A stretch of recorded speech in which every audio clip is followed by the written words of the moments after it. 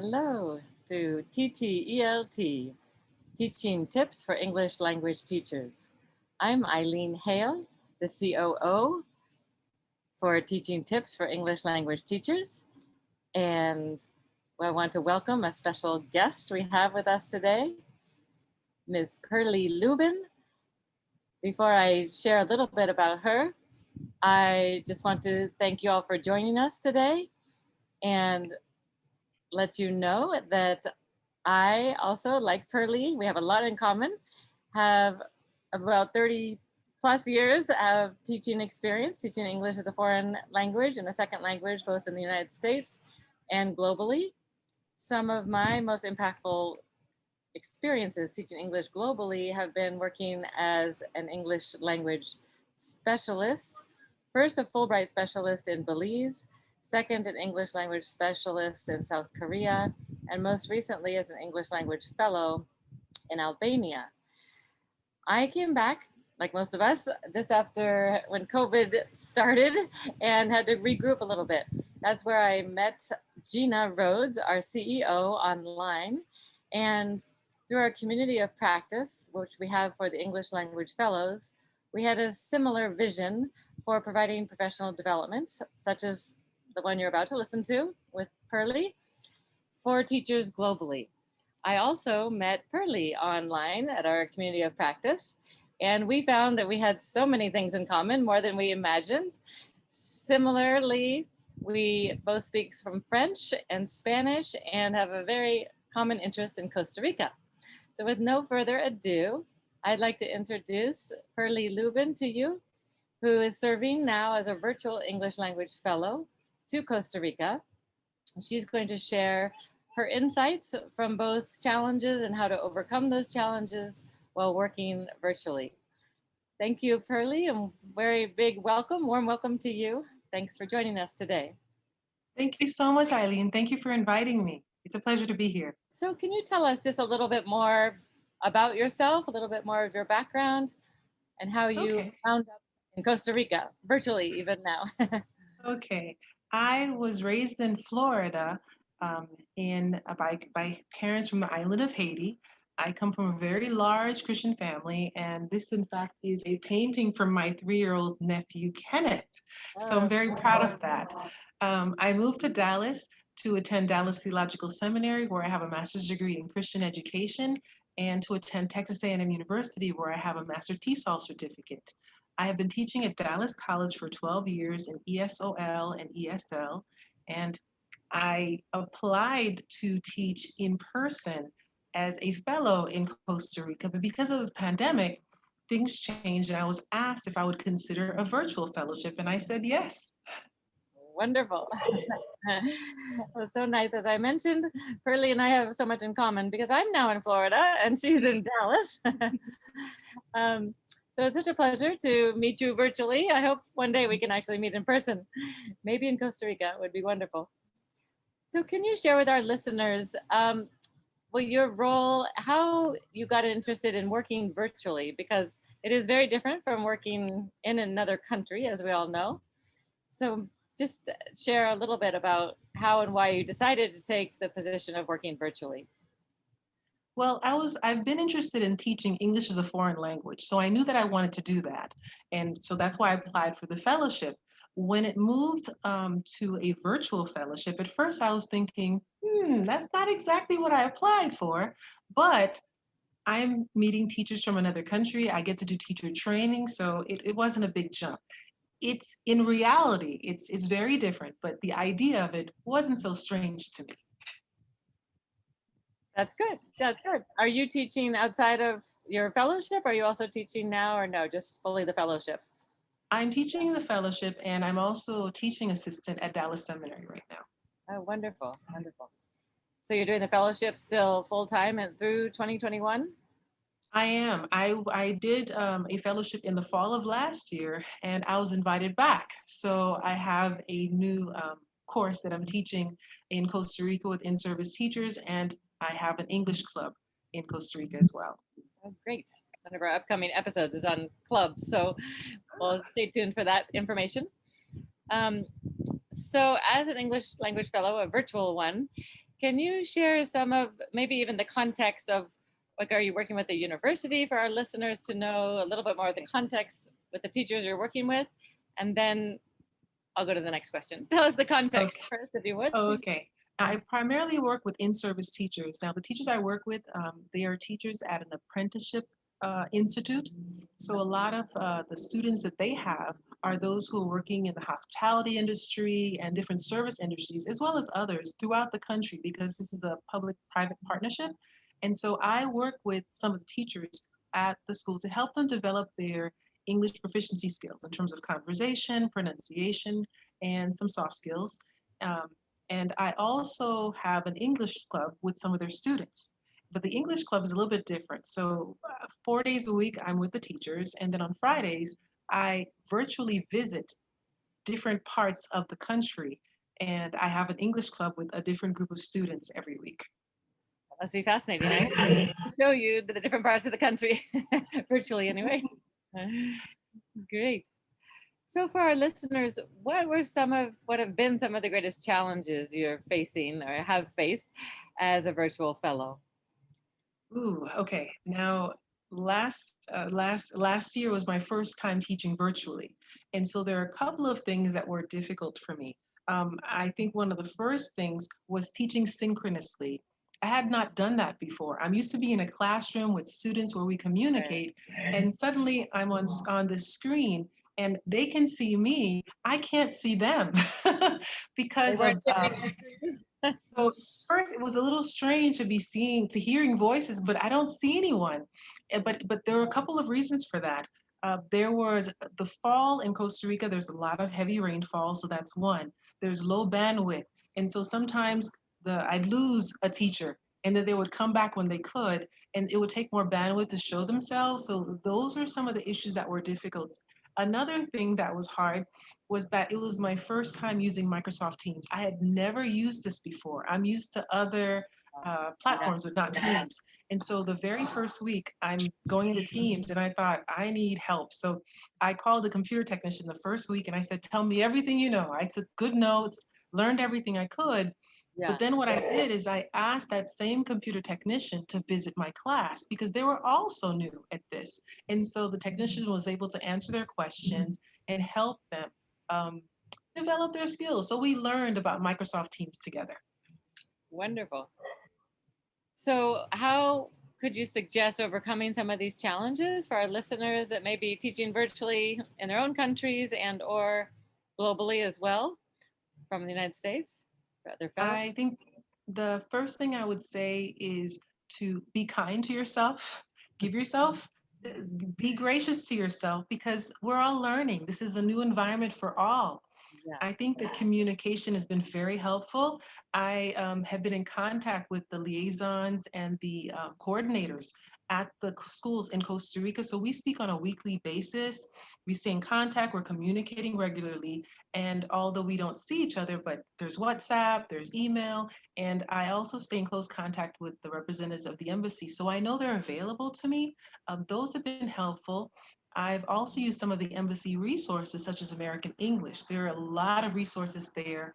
And I think also just being honest. When I came in and I told the teachers, I'm not very good on Microsoft Teams, they were shocked. They're saying, what? What are you saying? But I think that was helpful to be honest because that let them know that, you know what, we're all imperfect, we're all learning. And I think honesty was the best way to start with my teachers. Yes, I think that's really true. You and I spoke a little bit before about how oftentimes in different countries around the world, it's not so common to admit what you don't know as a teacher or professor. So the fact that you did that, I think, really built some rapport with the teachers to be so transparent with them so they could know you're a real human like them, trying to Yes. navigate this new virtual world as all of us are. Yes. Great. Can you give some other examples of what you would suggest for maybe a virtual fellow who's going to start a fellowship or is starting one right now? How these So, techniques helped you? well, again, one of the things I wanted to do in the very beginning of class, because I should say that the institute that I worked with, they have over 200 teachers. The teachers that I worked with primarily were required to take a new entrance exam for their educators. And the teachers I worked with did not pass that exam. So they were already feeling a little demoralized. And I did not want teachers in a classroom who felt that they could not communicate with me. So it was very important to create a learning community. And I let the teachers know in the very beginning that one of the things that I value is mistakes. I value respect, I value kindness, but I value mistakes. And they thought, what does that mean? And I said, when you make a mistake, you don't easily forget it. Those are the things you remember. So they're very helpful in our learning to Yeah. pay attention to mistakes that we make, because we have a choice. We can be embarrassed and turn away, or we can actually learn something new, like I did with Microsoft Teams. So Right. creating that environment where we can be honest and open with each other and learn, it was so good, because sometimes the computer would buffer, or I would forget to share my screen, and I'd Right. apologize. And they'd say, it's okay, it's all right, because we'd already established the community that we're all learning from each other.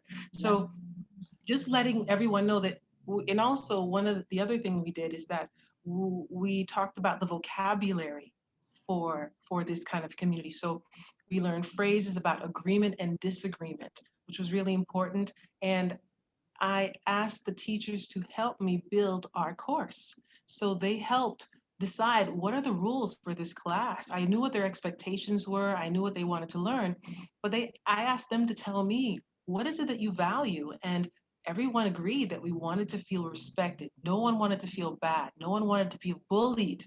So we established in the very beginning that that kind of thing cannot take place in a professional environment, and that's what this was. So our class was a collaborative and safe space to learn. That's very, very important. I'm actually teaching right now, and I found the value of that as well. It makes a world of difference of building a community of learners, as you mentioned, a safe place for your learners to feel, even if they don't want to talk or can't talk for whatever reason, that that's okay, and affirm them where they're at, and make them feel included as all. Yes, yes. I would also add that after spending time doing this, by the end of the second week, I felt I had a better understanding of the teachers' personalities. So I decided to group teachers by personality as opposed to proficiency in English. And what that did is that I didn't have a class of, I grouped them by personality. So I didn't have a group where you had three people who were extroverts and very talkative and Right. one very, I try to make it so that everyone felt comfortable. And I knew it worked because the teachers would tell me, I feel really comfortable here. I feel really comfortable here. I can say that I don't know something. I can share. So I think that grouping by personalities was very helpful, as well as the journals. I asked the teachers to complete weekly journals on what went well, what they learned, how could they, in specifically, how would you use what we're learning in your own class? How would you use it in your own setting? And I think that was helpful to help them reflect on things that had gone on in the class during the week. Yeah, the application is key for sure. Can I ask how many teachers were in your groups when you put them into groups? I grouped the teachers in groups of 4. Altogether, I had 16 teachers in the class, and I Okay. grouped them in groups of 4 because it wasn't, sometimes we'd have paired activities, but there are a couple of things we did in class. For example, we had the podcast interviews.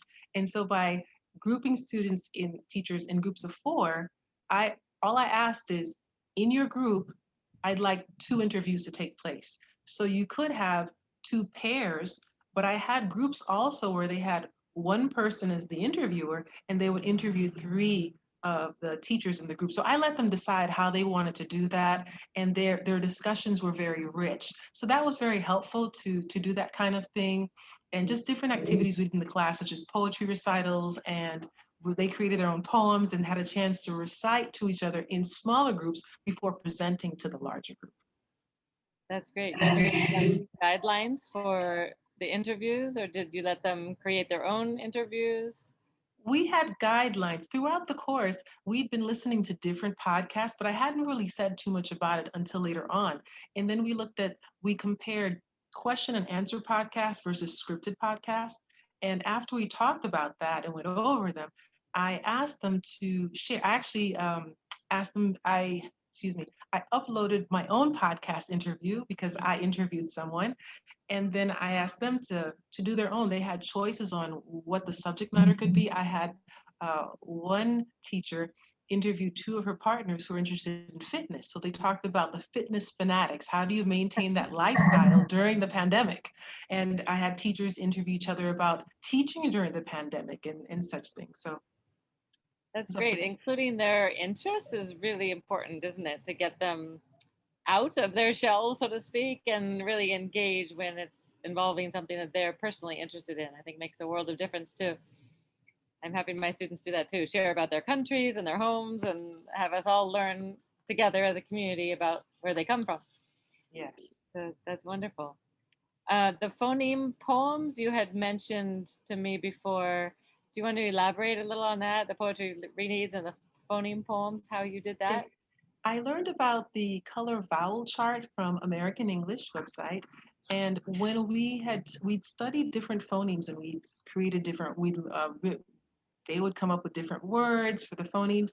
But afterwards, I assigned a phoneme to each teacher or two phonemes to each teacher. And I asked them to create their own poem from that phoneme. And so they came up with some interesting poems. And so we had a poetry recital after they'd come up with that so everyone could share. We did several poetry recitals. That was one of them. But they thought that was a really interesting thing to do, to create their own poems. And I kept it really simple. Mine was just a very simple roses are red type of thing. And they followed that pattern.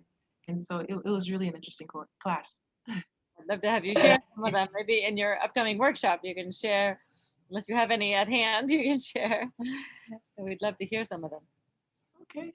And for the journals, did you again give them any direction for the journals or kind of do free writing, or how did you orchestrate the journals? I did. I did not. It wasn't free writing. It was. I wanted to be very intentional about the journal. So the first question was open ended. What went well this week? It was a weekly journal. What didn't go so well? What is still confusing?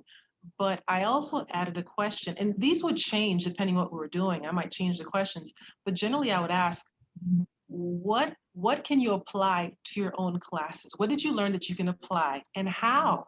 Because at first I asked, just share. And people would say, oh, this was great. But I thought, how do I know this is really helpful to you? So I said, I'd ask, tell me, show me, how would you apply this in your own course?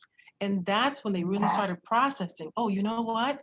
I wouldn't do this, but I would add this to it. And so I think that was very helpful to them to process exactly how does this translate into their own classes. That's very key. Yeah, we talk a lot about that on these podcasts. So the application is the key, right? To have making sure that the professional development gets implemented. So we'd love to hear later about some of the applications. Any you think of off the top of your head about how they have applied things that you've taught them, some little testimonials that. When we let me think. Oh, there's so many things that we've done in this class. When we did the poems, the teachers enjoyed that, but they thought, oh, you know what? We should do this more. We should have longer poems or do different things with them. And I wish we did have time for that, but we didn't. We also, you would listen to a particular podcast called This I Believe, and so they were essays, audio essays. And so with those, I had different questions. So we'd have discussions around different topics related to that. Also, we actually, I use my Kindle because we're online, and we've actually read books together. And one of the books we read together was Seeds and Trees. That was really good and an eye opener for them. So we used the KWL chart. What do you know? What do you wish you knew? What did you learn?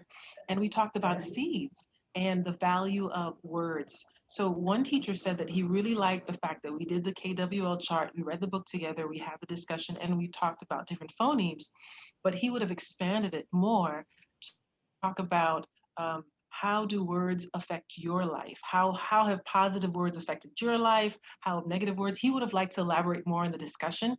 We didn't have time for that, but I remember him saying in his journal that that's something he'd like to do with the students because he does like to connect with them that way and have those types of discussions in class often. That's wonderful. They were all teaching. They're all teaching while you were training them, yes? They were all in class. Not all of them. Not all of them. Some were teaching, some were not. Okay. And they're in their 20s or young new teachers? 20s and above. I can't say how old the oldest one was, but it was a wide range. That's great. Yeah, just to know. Great. Are there any websites or apps that you use that you want to share with our listeners? And for the listeners, we will have these all written out for you, so you don't have to spell each one out, but you can just mention them, and we will have a whole list of them for our listeners on our YouTube channel. There were some apps that were very helpful to me. I would definitely say Padlet is, I love Padlet. I was able to upload the interviews. I uploaded our poems, poetry recitals there. We also had some advertisements. They had to create some ads for persuasive speech, and we had those there as well. Google Forms is really nice if you're creating true false tests and different types of short answers. I found that Mentimeter has been really good as far as for discussions, as well as just to start up the class, a warm up. I like to use the tables there and some of the polls in Mentimeter, so that's been good. FlipGrid is another good app for voice recording and audio recording for students. We have used WhatsApp. That's been very helpful. YouTube. I use a lot of YouTube videos because those are also very helpful. So off the top of my head, and of course, AmericanEnglish.com. So some of the those are some of the ones off the top of my head. Wonderful, wonderful. Anything else that you want to share with us? Any tips for our virtual language teachers as we may be virtual for a bit longer, and especially in different countries throughout the world, maybe longer than others? Yes, I would say first and foremost, again, be kind to yourself and be kind to others. Assume the best.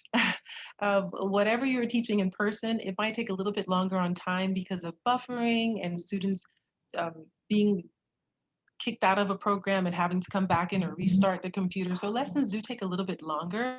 Also, because we have so many teachers who are online, there are a lot more resources. So we can borrow from each other. That's what we do. So I would say keep learning, keep researching, keep looking up different websites and things because there's so many tools out there now that we can use in teaching virtually. So I would just say be flexible. Yes, great. And share all your great tips Yes. with all of us.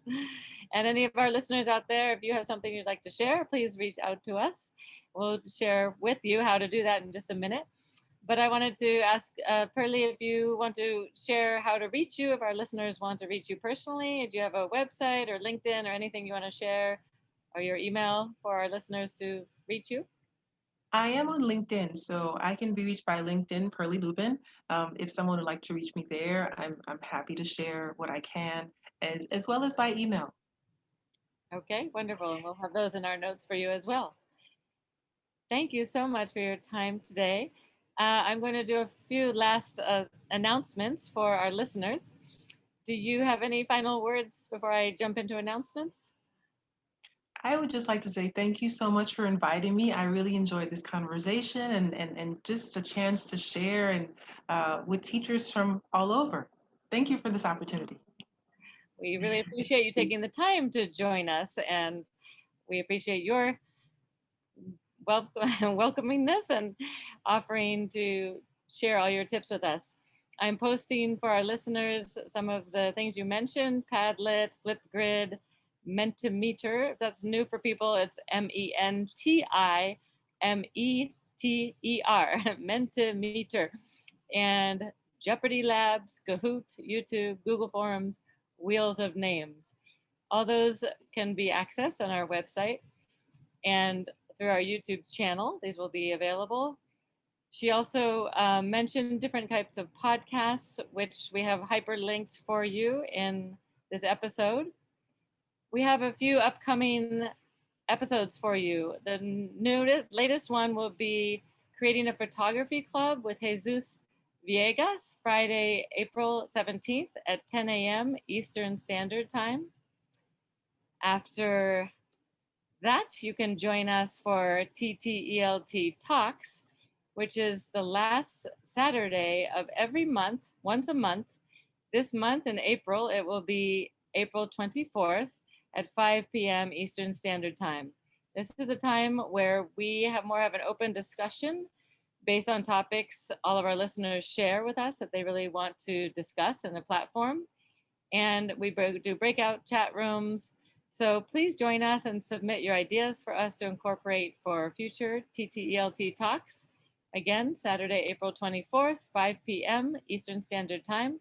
We'd love to have you join us. You can sign up on our events page at ttelT.org. And we're excited to know Pearlie Lubin will be sharing with us in more depth for an actual workshop with us on May 21st. That's a Friday, May 21st at 5 p.m. Eastern Standard Time. She'll go into much more depth and share some practical tips hands-on with you and have you engage with them for virtual English language teaching and teacher training. So please come join us. Thank you all for participating. If you want to find us, we are officially now a nonprofit under the name of Rhodes Education Foundation. All donations are tax deductible. When you donate, either through our Facebook page, Rhodes Education Foundation, or at ttelT.org, you are furthering these workshops, these online podcasts and trainings, as well as we have some new professional development courses for credit offered through NNU, which is Northwest Nazarene University in Idaho. We have hyperlinks for these courses. Gina and I created a course that just began in March called Engaging Teaching Tips for English Language and Foreign Language Teachers. These are 1 credit courses worth 15 hours of time, but they're asynchronistic. So you can come in and join at any point in time, submit your assignments online. Everything is pre-recorded. You do not need to be online at a certain time. I have 2 other courses that I've also created through NNU. One is called Engaging and Motivating Your English Language Students for Academic Success.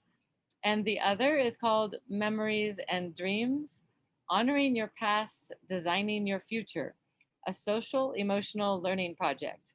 All these courses are available at nnu.edu. They're on the CPD, the professional development courses being offered for 1 credit. Again, the links are available in our notes and on our YouTube channel. Want to join our TTELT team? Send us a voicemail or an email at tteltinfo@gmail.com. Subscribe to our podcast and YouTube channel. Join us at Facebook, Twitter, etc. You know how to find us. Thank you for tuning in. This is Dr. Eileen Hale with Pearlie Lubin, and we're grateful to have you with us today. Thanks so much.